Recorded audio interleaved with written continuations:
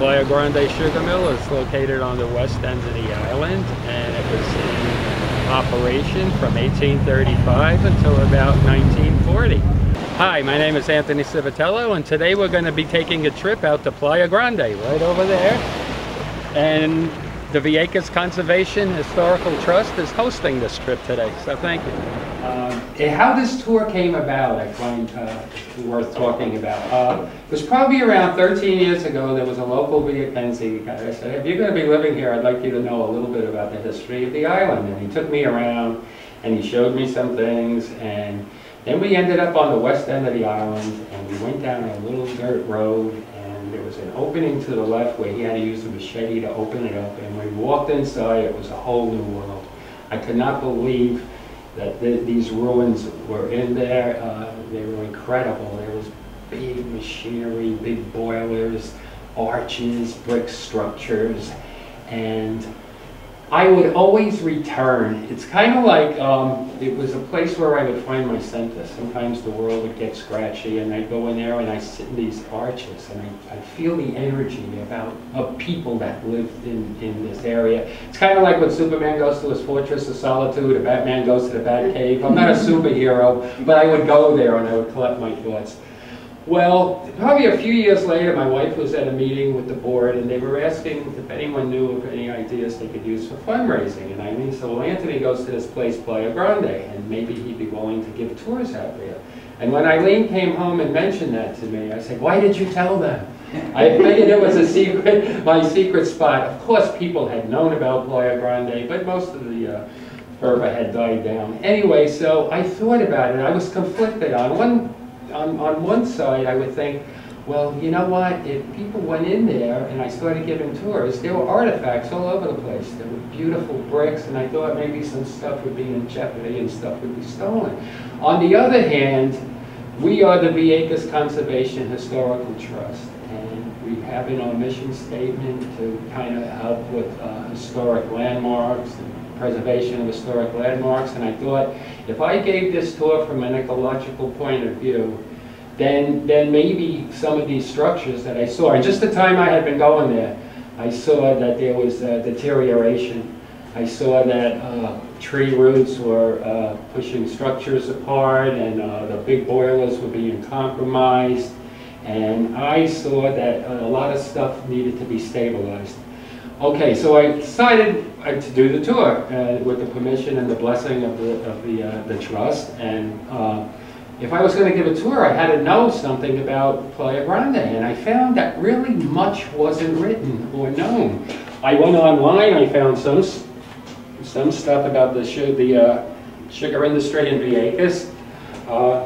Luckily, I did find the book. It was written by Elizabeth Langhorne. It's called Vieques, The History of a Small Island, and I pored over it. She talked about some of the structures in here, and I learned about what they were for, like the trough and the boilers.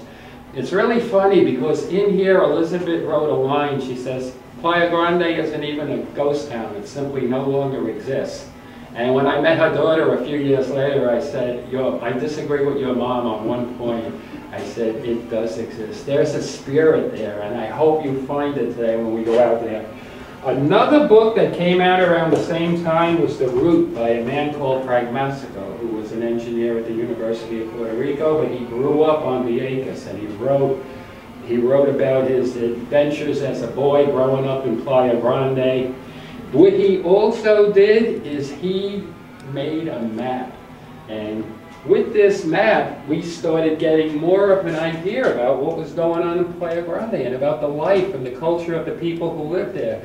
There was a blacksmith, there was a machine shop, a first aid station, there was a school, there was a gasoline and diesel engine, there was Caesar's Market.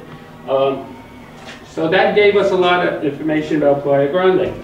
Now, just to put ourselves in a point in history, Playa Grande was in existence from 1835 until about 1939, 1940. Around 1835, Andrew Jackson was the president. The Bowie knife was invented. Samuel Morse invented the telegraph. Santa Anna attacked the Alamo. And it was in existence probably The late 30s of 1940, what happened, the Depression really hurt the sugar industry, and also World War II was starting and the Navy had come.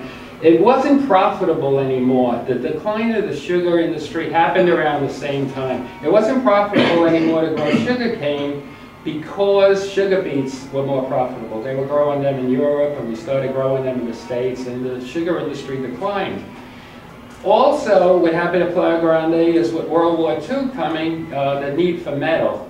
There was a man, those of you who live here know, Vieques. Vieques had a hardware store next to Morales Market, and Vieques' grandfather had the contract to sell the metal. So all the metal that could be moved was shipped out of Playa Grande on barges from Punta Arenas, and it was gone. So a lot of the structures were compromised because of that. So I wanted to find out more, and what I like to think is this tour is interactive. Every time someone comes on a tour, maybe they bring something to the party. People have come onto the tour who have done research for us. As a matter of fact, all the machinery that was at Playa Grande got sold to a plantation, a sugar plantation in Florida, and it was named the Playa Grande Sugar Mill. And about 2 weeks ago, we had two girls from Florida that were on the tour, and I said, can you check into that? They were all excited, let us find out. And I got a call a couple of days ago. She's mailing me all the material. They located where this sugar mill was in Florida, and she has pictures, and it's not in operation anymore, but it's pretty excited. We had someone who was a secretary at Harvard University that had access to researchers there, and we started finding out. We had 8 locomotives on the island. We have 1 in Playa Grande, 2 in Esperanza. We just found another locomotive about a month ago in the jungle. We went in there, cleared some area, we found another locomotive. All these locomotives have serial numbers, so we're finding about the history of each individual locomotive, which is exciting. We have somebody here that was stationed here in the 50s that said he had some maps. He sent me some maps of the trains, how the trains worked, and when we knew where the tracks were, we could find more ruins all along the rails. And there were 28 kilometers of narrow gauge track, and they went through all the sugar mills on the island. Then what happened is somebody that was on the tour did some researching and found out in the 80s the Navy had applied for membership for Playa Grande into the National Register of Historic Places. And that was in the 80s. We never found out what happened. Somebody else who could dig a little deeper on the computer looked and found out that in the 90s we were accepted. So we're on the National Registry of Historic Places, which affords us some protection. And this whole thing was just unfolding. From the time we decided to do a tour, I went out there with Kirk and Mark and a couple other people, and the trails were almost lit up for us. It was effortless. Like this spirit of Playa Grande wanted to express itself, wanted us to know, wanted to share their history with us, and that's the way it's been. We found some aerial shots that have helped us in locating some of the structures and try to get out as much as possible exploring. Also what we've been doing, we started a couple of years ago in the summer. We had some interns from Molson College that were really good with GPSing, and so we bought a GPS device. We went out there, we started marking the structures. Now on a regular basis, there's a few of us that go out there, kind of like getting in touch with Indiana Jones.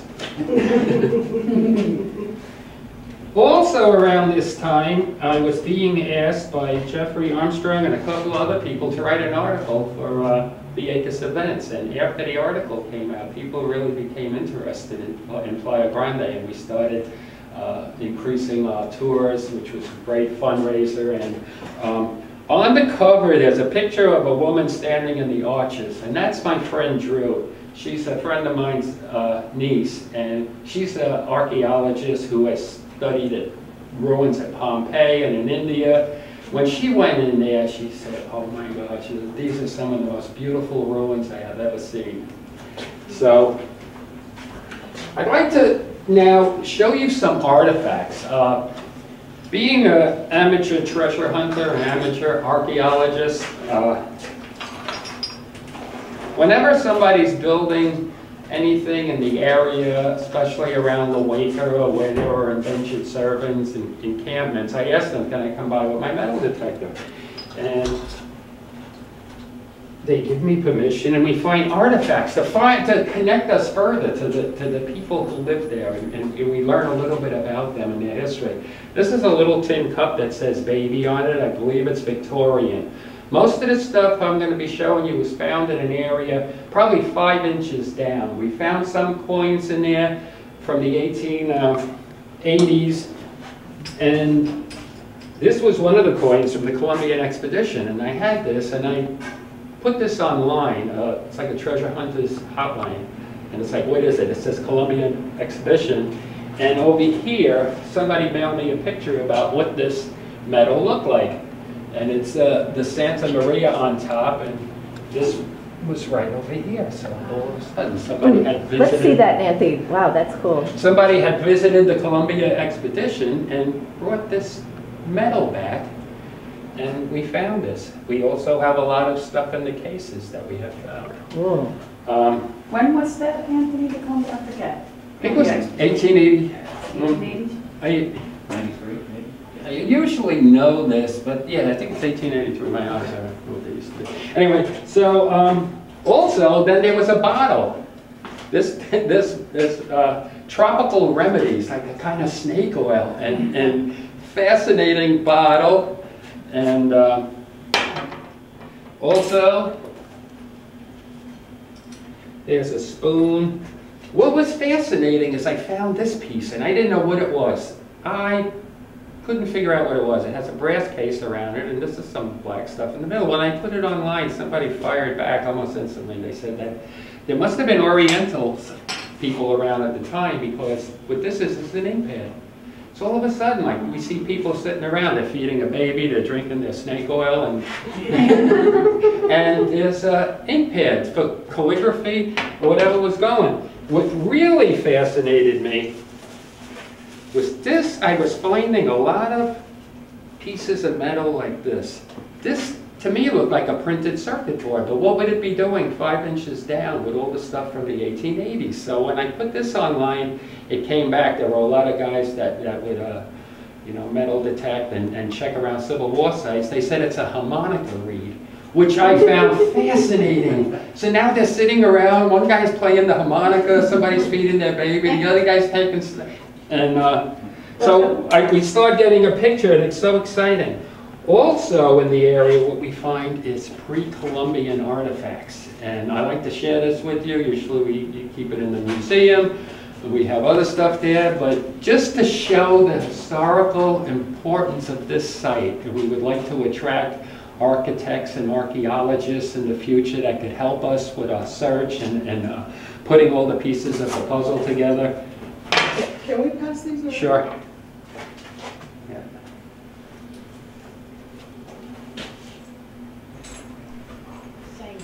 So, you know, it really had a purpose. Its purpose was, You could feel it. yeah, you can feel it. Yeah. Because this one's a little bit more like Otherwise, these guys would just be rough. Exactly. right.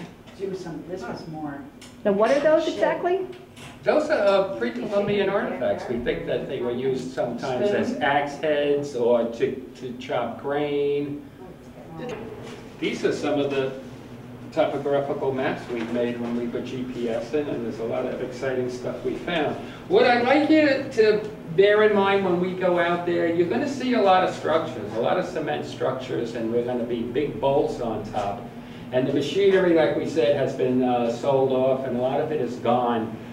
But there are other Sun Charles sugar mills on the main island, and we have some pictures we could use of that. You're going to see these structures at the bottom, so we can only imagine what the machinery looked like. So we have examples and pictures of some of the sugarcane machinery from all over the Caribbean here. So you could see these big presses and big gears and crushers and boilers. So we can imagine what the machinery looked like on top of those structures.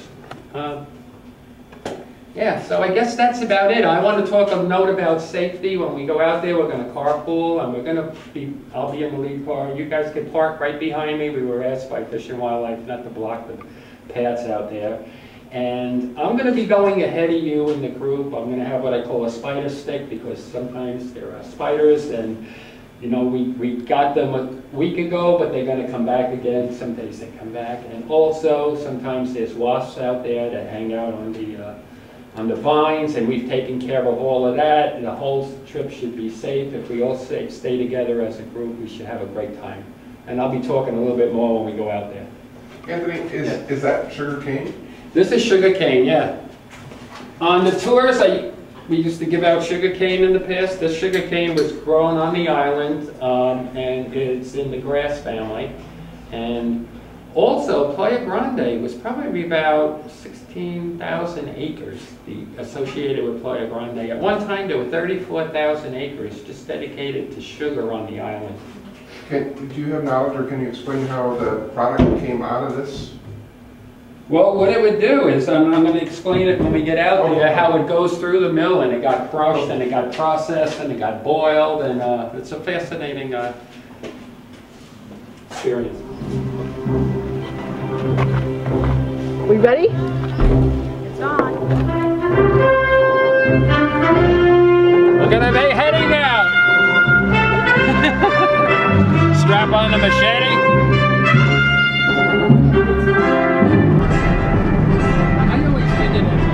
This is like the old days. You know, when you see telephone poles, you know, it's like the way bring down the house up in there. It just seems such an inefficient way, you know. It's efficient, yeah, we're on the road going out to Playa Grande now, and this street was known as Calle Millones. That means the street of millionaires, and the owners of the sugar mill, the Benitez family at the time, had their house in here, and it also housed some of the white-collar workers that worked here. And I was fortunate enough to speak to some of the people who lived here at the time, and there was one woman, JJ, and I tried to get a little history of what was going on at the time, and she told me back then they would have some big dances on Saturday night, and all the women would get dressed up and the gentlemen would get dressed up in their best attire. And then she looked at me and said, back then everybody had respect. And we all started laughing. She had been married to the owner of the Benitez sugar mill. Wow. Who was that? That was a woman called JJ. Her name was Delia. Right now she's in a rest home. She's in her 90s, but she still has that cute little smile on her face. We went to visit her at Thanksgiving with a few friends. Great. Now, were there houses along here? There were houses. We could find houses off to the right side of the road, and usually when we see the snake plants, we know that there was a garden at the time, but it's usually so thick in there when we try to go in and look. We found some foundations that all that's left. A lot of the houses were made out of wood, and the termites ate the wood, and sometimes we'll find some corrugated zinc that they use for the roofs, so that's about it. So when did this disappear, this whole thing here on the Calle de los Millones? I think over time it disappeared, and what happens is the jungle overgrows, and the roots just tear everything apart. So a lot of time we'll just find a pile of bricks or a foundation. Through the years, people have taken a lot of the bricks. I know they needed bricks to rebuild a fort. I don't know. I shouldn't say I don't know what happened, but a lot of the bricks have been removed through the years. Okay, we're going to start our tour down this road over here, and if you guys all want to follow me, and be careful over here because you'll find this gravel is very slippery. This wall is the outside of the plaza. In her book, Elizabeth Langhorne wrote about the plaza, and she said that it was an area where they housed big cranes.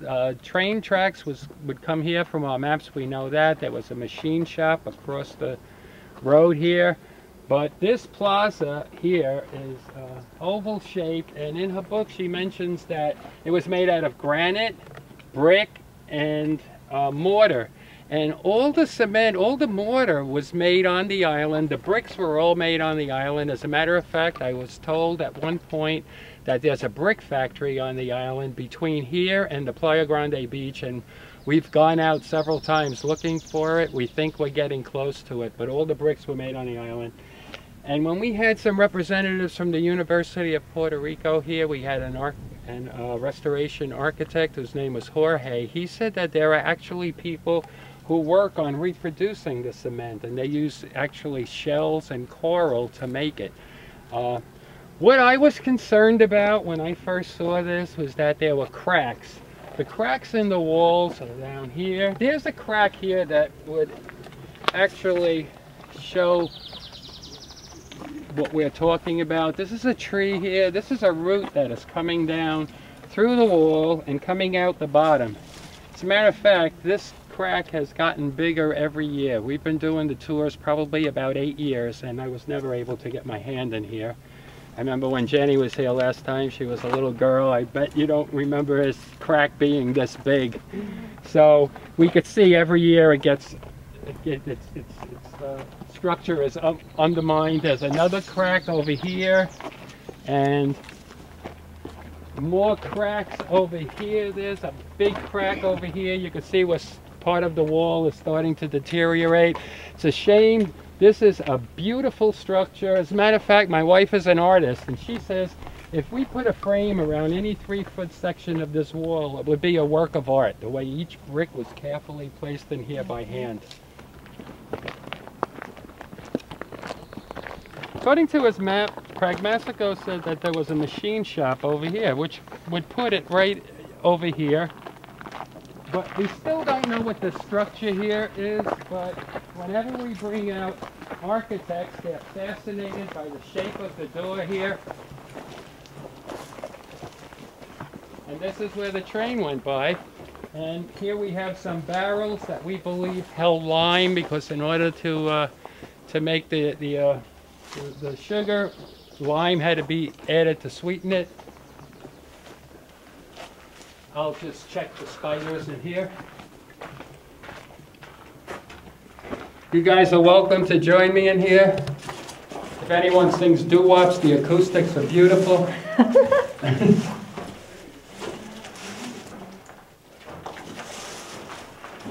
can actually see the light coming through that arch. You'll see a lot of the structures in here are older, some were older, and new structures were added onto it. This one appears to be a little more modern in here.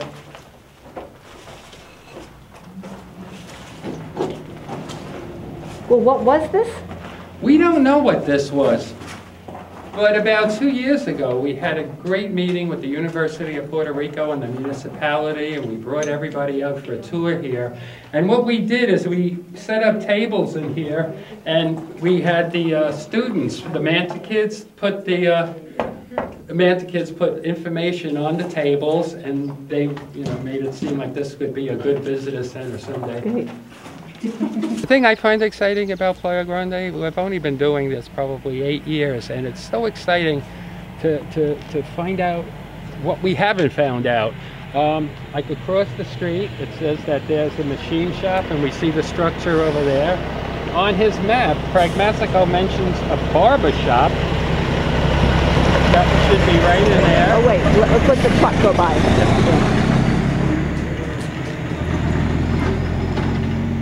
What were you saying?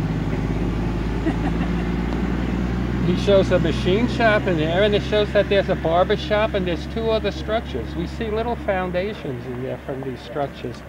Hopefully we would be able to get some historic photos from that era. We hear that there was a photo shop here. I think he wrote about it in his book. If there was a photo shop, there has to be photos. So we're excited about maybe putting together a picture of the area. We're going to be entering on our left. And also, this map was a great help, because what it showed us here was there was an office right over here. And a couple of weeks ago, we just opened it up and removed some vines so you could actually see it. And we had an elderly woman on one of the trips who said that her grandmother had told her that this at one point had been a school. So, like anything else, it could have been a school turned into an office, or an office turned into the school. But we've really recently been able to do some exploring back here. Because it's dry, it was more open. And we believe what we found was the first aid station and the blacksmith. We thought that the stables were over there. We found a lot of troughs in there, and you guys are welcome anytime to explore on your own if you want to see what's going on down here. So we hope next year to expand the tour to include more of the new sites we found. We're going to be headed in here, and once again it's very important for you guys to stay on the road. You guys go behind me because this is here to protect you. It's my spider stick, and we'll be brushing out any webs or spiders.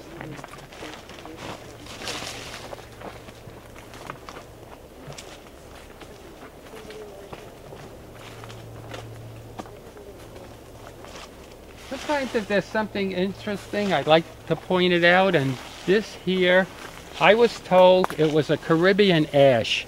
Kind of looks like one of the clubs a caveman used to use. But what I find fascinating is I want to tie it into something later on.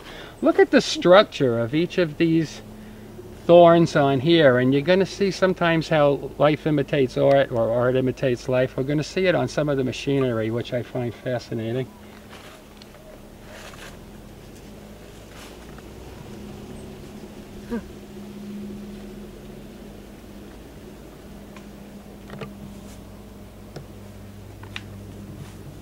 Here we have a tank of some sort, and a lot of the smaller metal has been removed, but this is a big structure, and we believe that it might have held fuel or it might have held water. But we see a base in here, a cement base with some bolts on it, and some believe that that was the base that would have held that tank. Eventually we'd like to do some judicious pruning to open up some of these sites. We don't want to ruin the ambiance because the lighting is beautiful in here, but we'd like to be able to get a better look at that. Another interesting fact horticulturally is that we have 3 different types of orchids on Vieques. I often wondered why there wasn't more. I've read stories in Jamaica when they used to go down orchid collecting for a month and they'd find 50 species, and I was told because it's basically really dry here. We have dry seasons. But one of the orchids we're fortunate enough to have is this terrestrial orchid. Most orchids are epiphytic. They grow on the trees and they live off the water that falls on them and the air. But this is the terrestrial orchid. The name of it is maculata. That means immaculate. It's a white orchid, and it's usually blooming in October, the beginning of November. So I've got to see it bloom a few times.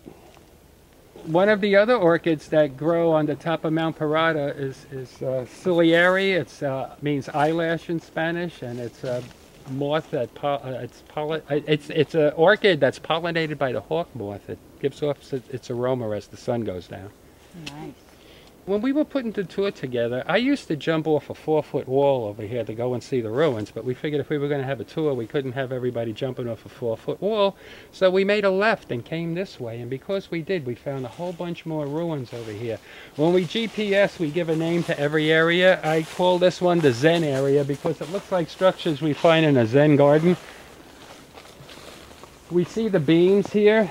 These beams could have been railroad ties that were reused for some function in here. Also on the top of these, if we remember the pictures from the trust, there were big machines up here that would take the sugar cane from the trains that came in and move it towards the center where it would be refined. This seems to be newer. Around the 1920s, the central went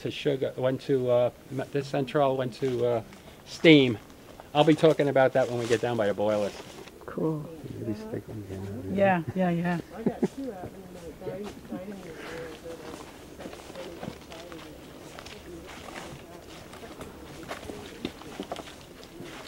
Also, as we go along, if we look off into the side, a lot of times we'll see ruins in the jungle.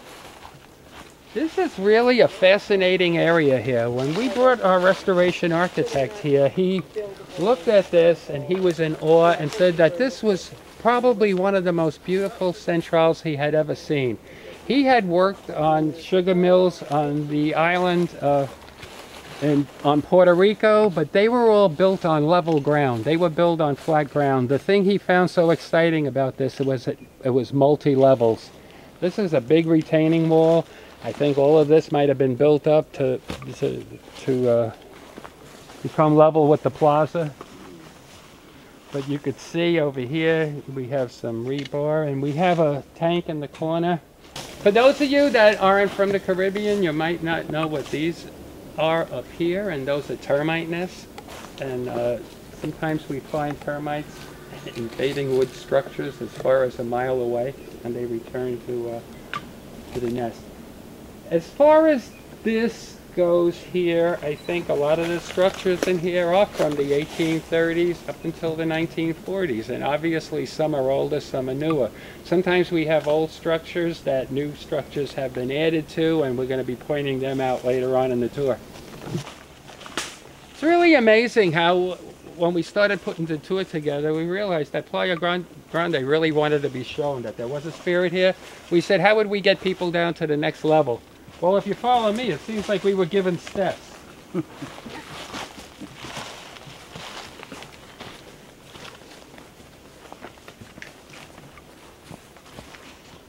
Here, nature provided a step, and also, for those of us who need it, there's a handrail here.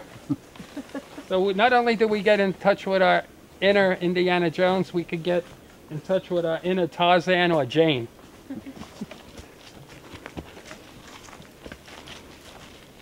Let me get the people coming down. There's an instruction. Okay. Yeah, try the handrail out. Take it out for a test drive.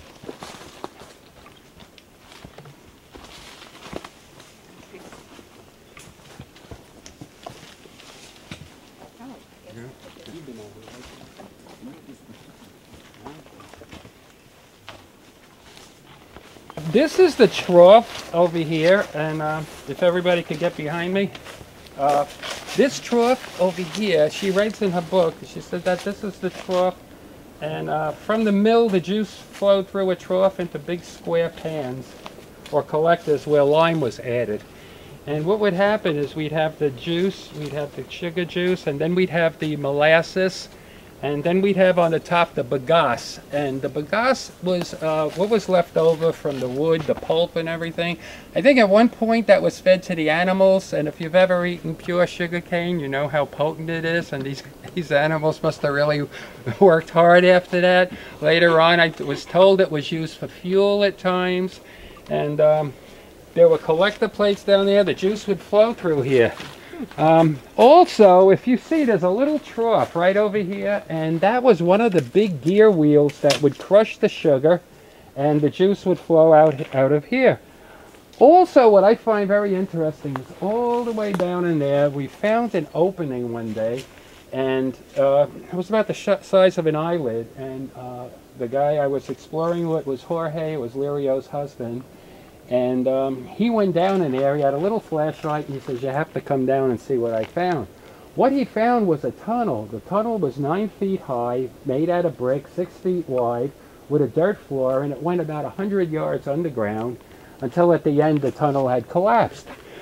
I had remember seeing that shape, and that shape is the same shape that was over here, and we think somehow that connected to the tunnel that's 100 yards out that way. So that's something else we'd like to know about. There was a big engine mounted on here that was steam driven, that would turn the gear that was over here, and that would crush the juice. The juice would come through the holes in the wall and through the pipes into the collector pans. Yeah. Yeah, don't. Watch your ACLs. Yeah.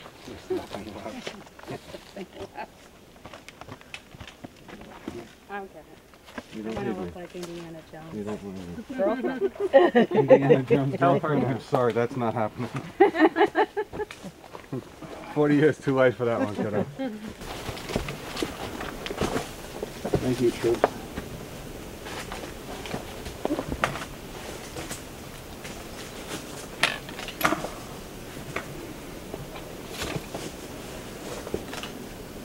We're going to be circling back. And you see this tour is starting to really build momentum now? You feel it? The excitement? Okay. This plant over here is called a Puerto Rican hat palm. It's a silver Puerto Rican hat palm. And sometimes people say, why would they call it a silver Puerto Rican hat palm? It doesn't look silver. But as it ages, if you see on the side of Mount Parata, there's a whole grove of them. And sometimes when the sun hits it just right, it looks like tin foil. What we have going on here is, I thought that this was a trellis. To me, it looked like a trellis, a trestle that would hold a train. But I was told it wasn't a trestle, that it was a structure to hold the water. Because in order to make steam, we needed water. And this is where the cistern was, up on top. Looks like a modern engineering feat. This is kind of our answer to Mitsubishi.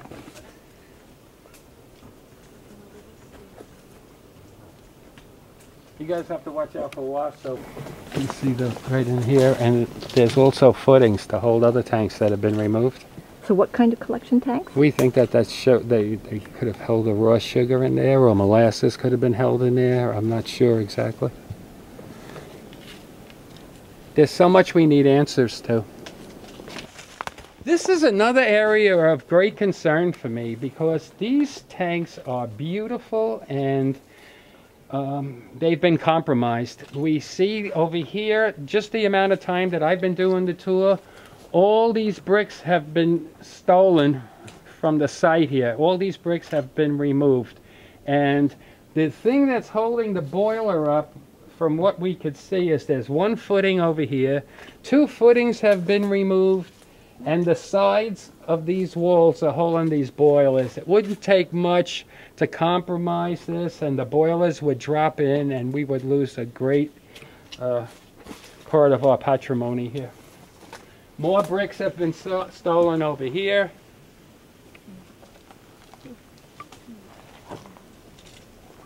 Remember, we were looking at that Caribbean ash too, and we were talking about the thorns. These are the points on this boiler that kind of look like the thorns we were looking at. Which ones? Right here we see these points on here, and over here look like the thorns that were on the Caribbean ash.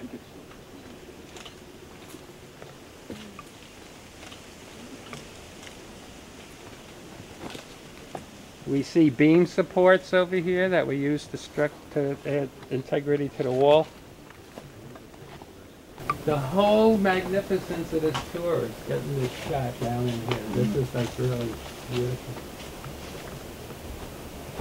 Has this opened up any or changed since you've been doing this tour? Yeah, the whole thing has been compromised. It's falling at an alarming rate. Let me help you guys over that hump over there. Yeah, let me get past you.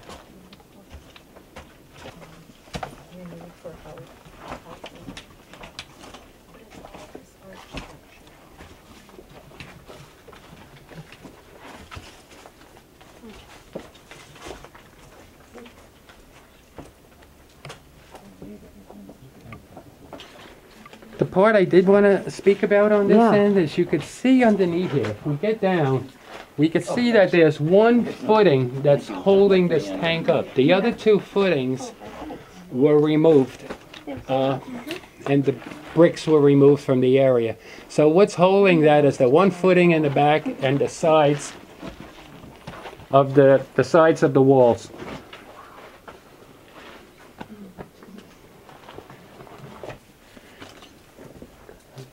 All right, with the boilers, the original way to do the sugar was by handheld kettles.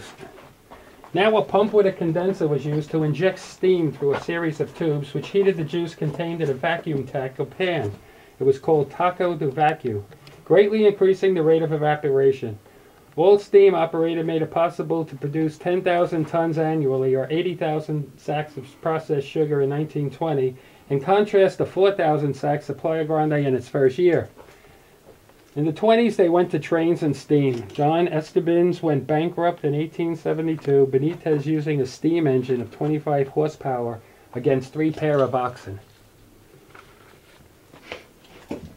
So the material is what all, do you think?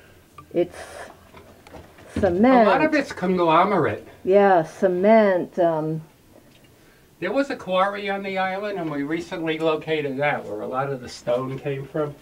What's over here, Anthony?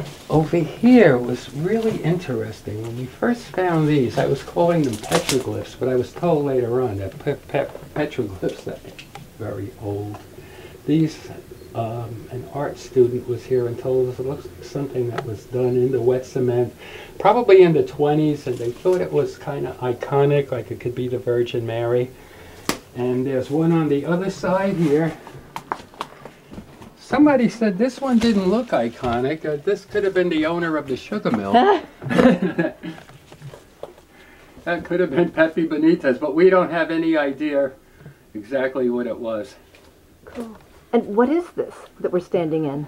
We believe that this is where the chimney was. There was a chimney from an old picture, shows two chimneys. We believe that there was a chimney on either end of it. Jorge had said that this was the heart of the central. Wow. This was the heart, this was the engine. This is the machinery that ran everything. This is where the steam came from, generated pressure to run all the machines. There's some interesting bricks that some dog walked on probably 100 years ago and left his mark. Where? It's right here is one. Oh! Here's one. No, there's another one right there. Oh! Wow. Marvelous. We believe there was a chimney up on top of here, and we could see the old chimney, the old fireplaces right below. This was an old fireplace here, another one here, and we could see how they've been sealed up as the technology moved forward. This here is another area I want to point out. Like I said, when we had Hurricane Irene, which was a Category 1, this tree was rooted on half of the on one side, which is typical to a Category 1, but it knocked down our wall over here. Aww. So that's another wall that should be put back where it was. Irene. Over here we have what I call a stairway to heaven. This is a stairway. It's a more modern stairway, and this was the last stop of the railroad. We're going to be going up there. We're going to be taking a look at the locomotive that's here. But the stairs were to get to the locomotive up there, and I imagine this is where the coal was brought in and anything else they needed for the furnaces. This is very interesting here. I had thought at one point this was a trough or a delivery system to get water down to where the villages were down here. But I was told later on, we had somebody that had been stationed in the Middle East, and what they said that this was some kind of latrine system. This was kind of like an outhouse, and this was, yeah, and it would just go down in there. They said it was pretty common. They had seen it out there, and I think in some European countries, like in Rome at one time, they had systems like this. Another thing I found fascinating, and being a treasure hunter, I'm always trying to read into stuff and to see. I saw this wall here, and I saw these designs on the wall, and it didn't make sense to me that it would be a random design. I thought there was some kind of meaning. I saw this area over here too. At one time, I believed it held either brass or copper plaque. I don't know if it did, but I'd like to imagine that it did, and it maybe the spring equinox, if you put a sticker there, it would kind of light up and point to where the treasure was. But so far I haven't found any meaning in this, but it is a beautifully artistic wall here.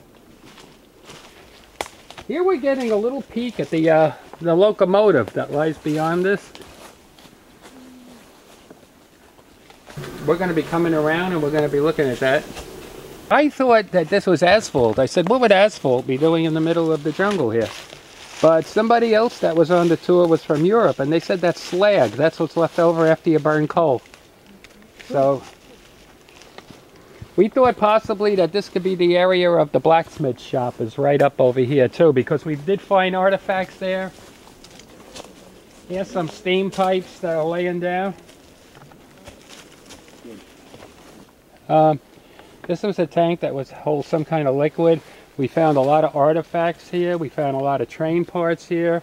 And being this was around the last stop in this area of the locomotive, that probably would have needed repairs, and this would have been a good location So we marked it as the blacksmith area.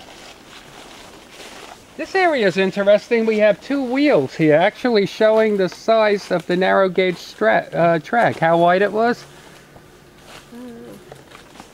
One of the wheels had an engraving on it that says New York 1910. We also said all the bricks were made on the island. It was all the bricks except the fire bricks. The fire bricks were made in different places in the States and they were brought into Playa Grande. This was from a company that was from St. Louis. We had another company from Phoenix. We have another brick here that has WWC on it, and at the Trust in the Showcase we probably have examples of probably 10 different bricks that were made in different places in the States and imported into Playa Grande. Cool. Gosh, you really have to hide those so people won't take them, huh? Exactly. Yeah. A fire brick is different than a regular brick, so it's made with different materials, or? Yeah, exactly. Yeah, exactly. Another brick would kind of crumble and turn into powder because it's made from clay. And those are the bricks that were made here? Those are the bricks that were made here. And do you know what's in a fire brick? I don't know the composition. I would think it could be some kind of asbestos or something that was fire resistant, or more stone as opposed to clay. But I'm just speculating. If we want to get a good look at how nature is taking over and reclaiming the Central, we could look at this piece of metal over here. I think it's a little too wide to have been a train car, but it had 3 holes in the middle, and you could see 3 different generations. This is the baby, this is the mother, and this is grandma over here. I don't know exactly what it is. It's some kind of, I have no idea. Your guess is as good as mine.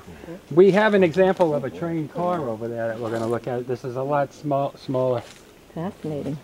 See, that was all covered up, but when it went dry, everything opened up, so now you can see it. What are most of the trees here? Yeah, Most of the trees here are canapes. We could look over here and we could see some more artifacts laying in the ground. But this here is one of the crowning jewels of Playa Grande. This is our locomotive. One interesting thing about the locomotive and the history of the locomotive, this was the last stop in the area.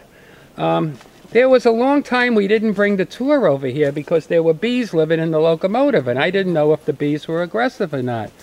So we had Cynthia Nicholson as a bee person, and she asked me if she could come out and see the bees when I told her about them. Well, she planned the trip with probably 7 or 8 of her friends, and they all came out in their bee uniforms, and they were all buzzing around the locomotive, and they said to me that these were some of the most beautiful bees they had ever seen. They said they hadn't been contaminated with the African strain. They were very docile, and we would have no problem walking past it. Well, I got here in November this year. I came out to Playa Grande, and the bees were still there. And I went about 3 weeks after that, and the bees were all gone. They had been removed. Someone had stolen the bees. They broke open the whole top of the locomotive over here. This is the cap of the locomotive. Go find Cynthia. For the bees? The bees were gone, and all the honey was gone. There was still some honeycomb on the ground.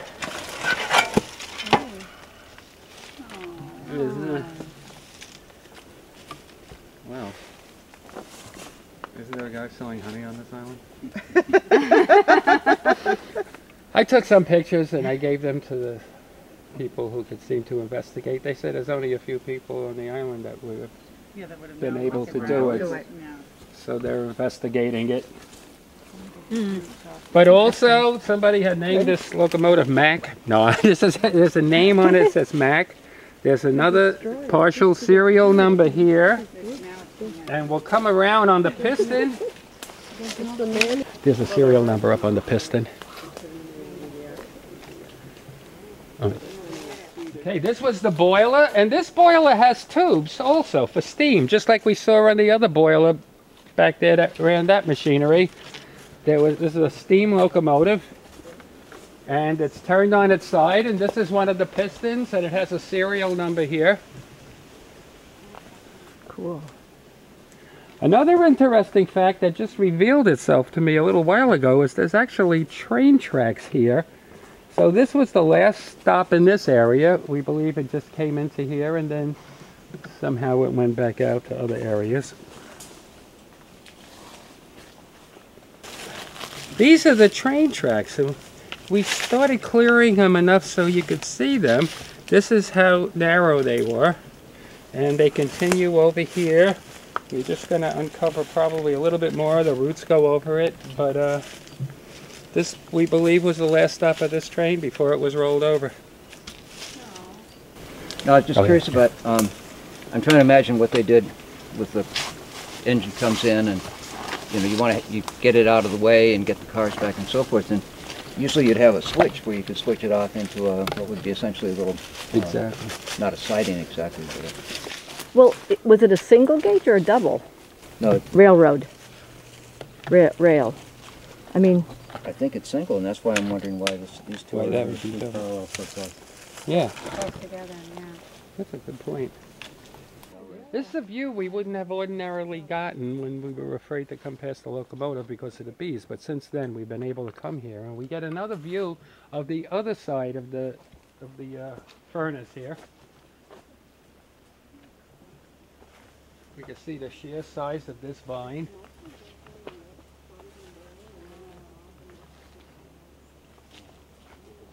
This over here is pretty interesting. It's the little indent in the tree. It's in the shape of a heart. Has like a little flower growing out, like a little garden, and there's little snail shells inside of there on a cushion. It's fascinating. I don't know who did that. where All to right. next, leader? Well, this is kind of it. We're winding down. Wonderful, wonderful. Well, we're going to be walking out. I'm going to make one comment about how we found our way out.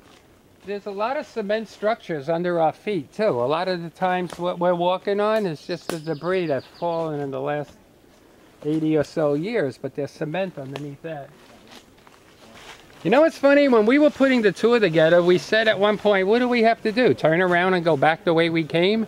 Then all of a sudden, something in my head said, follow the light. Follow the light. I said, anybody, did you hear that? Everybody just looked at me. Hear what? I said, never mind. So what we did is we followed the light.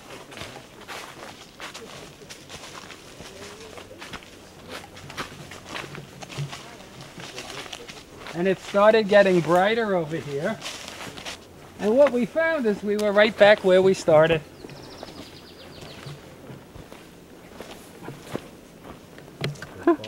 So the tour couldn't have been any easier. It was just given to us to share with you guys. Sure, thanks a lot, Anthony. Nice tour. Thank you very much. Give yourselves a nice round of applause, too. You're much too kind.